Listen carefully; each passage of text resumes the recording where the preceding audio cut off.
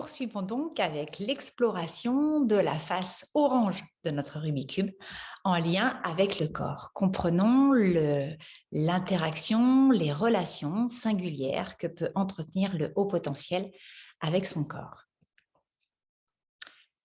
Alors, nous l'avons déjà dit, je le répète ici, le corps n'a pas toujours eu bonne presse dans la conception de l'intelligence, de ce qu'est être intelligent.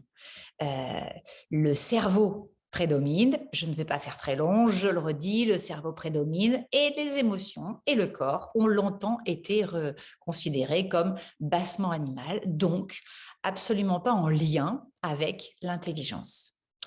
Or, nous l'avons également dit, nous avons pu observer qu'il y avait certes des neurones dans notre cerveau, mais qu'il y en avait à d'autres endroits dans notre corps, le cœur et les intestins, et que ces découvertes permettent de comprendre que l'intelligence est beaucoup plus globale et est plus à considérer de façon systémique que nous ne l'avons fait jusqu'à présent.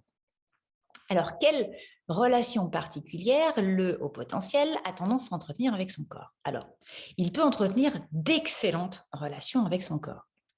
Je vous ai mis ici quelques images de sport et on peut effectivement retrouver dans les modalités d'intelligence, dans l'expression d'intelligence, pour en revenir à Howard Gardner, une intelligence kinesthésique forte, c'est-à-dire une véritable capacité, je le vois avec mes élèves, souvenez-vous, je suis prof de PS, une véritable faculté à pouvoir intégrer très vite des gestes, comprendre très vite ce que l'on attend d'eux et pouvoir informer, placer leur corps, travailler sur des coordinations de façon extrêmement fluide et extrêmement spontanée.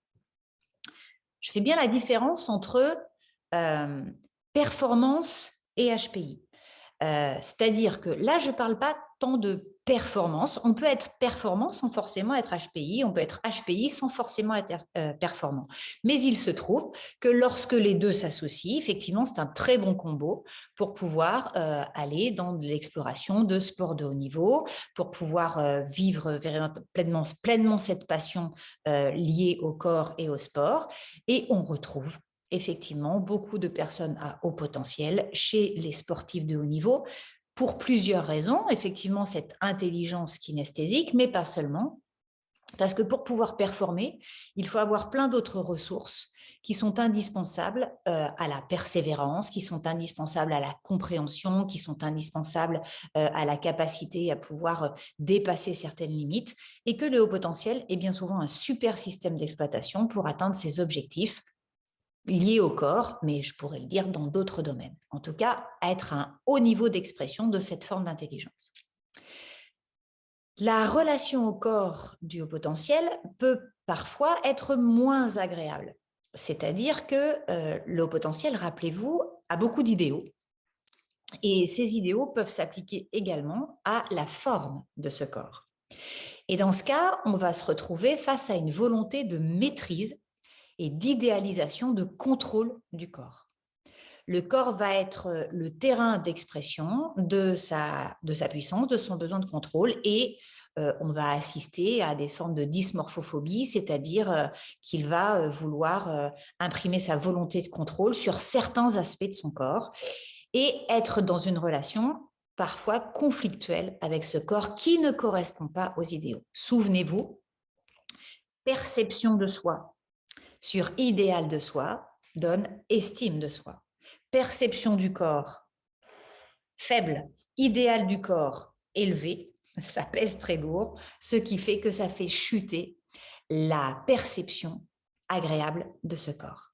Et donc, on peut assister à une véritable guerre entre l'intellect qui fantasme ce corps et la façon dont on vit ce corps.